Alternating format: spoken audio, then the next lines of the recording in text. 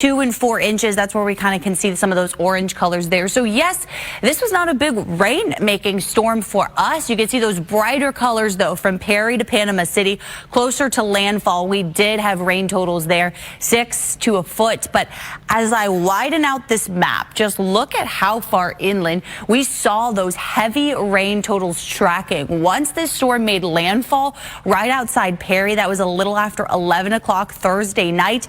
Just look at all of the torrential rains, really catastrophic flooding that it brought, especially to Atlanta metro area, over a foot of rain for those areas. South Carolina up into Tennessee as well, still continuing to see some of that heavy rain that those areas have been dealing with. But despite not getting a lot of rain over the last week, check out our rain totals here for the month of September.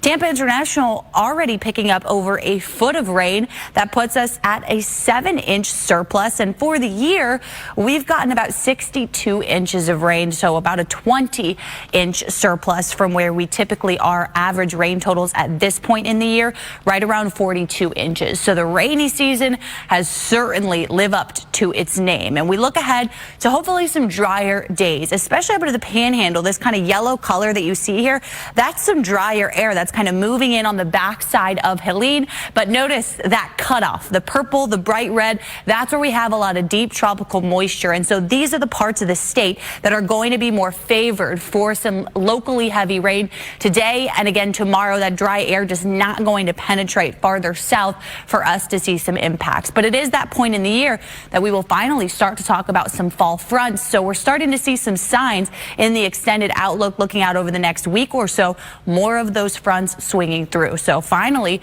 we may start to talk about that here in the near future. But for today, not any of that cooler air. It's going to be quite muggy out there with dew points in the upper 70s.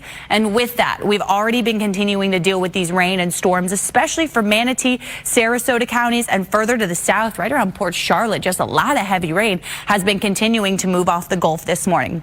So we'll generally watch for these showers and storms to move onshore, and those will kind of drift inland through the day today. So while not everyone will see the storms, we will have the potential for some locally heavy downpours when the storms start to set up shop. So through this evening, just stay weather aware out there. Make sure you have the radar app. That way we'll let you know on the Sky Tower app if some storms are moving into your area. But wanted to give you a quick check on the tropics. We got a couple of areas trying to develop. One of those may try and form in the Western Caribbean and move into the Gulf of Mexico over the next couple of days. So this one we'll be keeping a particularly close eye on, because that is moving into an environment, very warm, deep waters there in the Western Caribbean and around the Yucatan, to allow for some strengthening. But as for the day today, we still have pretty high wave heights just off our coast.